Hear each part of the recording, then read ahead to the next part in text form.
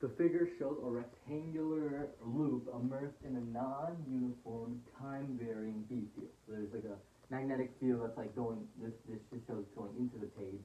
Um, Note the magnitude of the B field is 4, Tesla meters, Tesla over meter squared per time second squared, T squared x squared. I'm gonna write that a little bit better. It's just saying the magnitude is equal to 4 T squared x squared.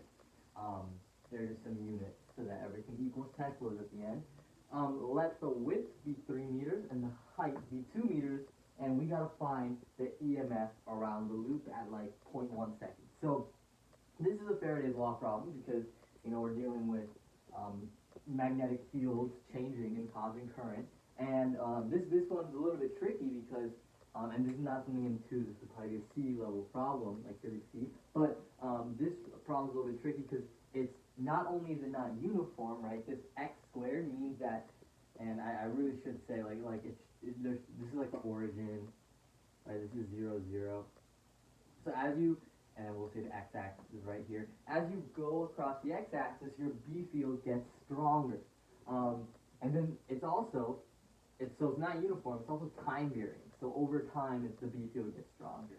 So your first approach to this problem might be, well, okay, let's use Faraday's law. The change in flux over time equals the EMF, so negative, so if I were to do BA, right, G over dt, BA, so B is 4t squared x squared times the area, which is constant, times the area over dt. But you're going to notice real quick, if you start doing that, and hopefully you try this problem, by the way, I should have said. Try this problem. You're going to have to do product rules, like this t and then the x, and then when you start doing that, you're going to realize there's going to be a dx over dt in there, which is kind of weird, because, dx over dt, what do you mean velocity, that kind of thing. This is not the way you want to approach it. The way you can really approach this is you could say, like, what we can do is we can find the total flux, right? We can find the total magnetic flux over this area, right? So we can find like the flux at a certain time, right, for the whole area. And then once we can find an equation for the total flux, right, as a function of time, we just take the derivative of it, right? And then we can get the EMF from Faraday's law. So let's give that a go. How are we going to find the total flux? Well, you're going to have to use some calculus, right? Because each small little area, right? If I draw a small little area, a little thin slice. Now pretend it's a rectangle. We'll call it dA, and there's going to be a small little dx. There's going to be like a certain magnetic field at that point, right? Given by x, and we can find then the total. We can integrate to find the total flux. So so we could say like basically d, right? D flux, d phi is equal to it's equal to the B field at that at that time, whatever the time is, right? So I'm just finding it as a function of time times the area, which is going to equal, so we could say dA, right? But really dA is just the height times dx, and then we can integrate. So we're going to find the bounds are like 0 to 5, 5 is the time, and then this bound, we're starting from 0 all the way to width. And what we can say is that therefore the total flux as a function of time equals, so this B of t, right, this is just this equation, right, B as a function of time, so we can say 4, sorry, I was got something in my eye, 4t squared x squared. Let's see, what can we bring out of the integral? We can actually bring time out of the integral, right?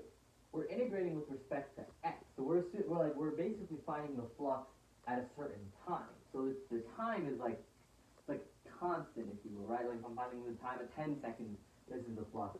We can pull out the 4t squared as well as the h, right? So we get 4t squared h, integral 0 to w x squared dx. Hopefully this isn't a crazy integral to solve.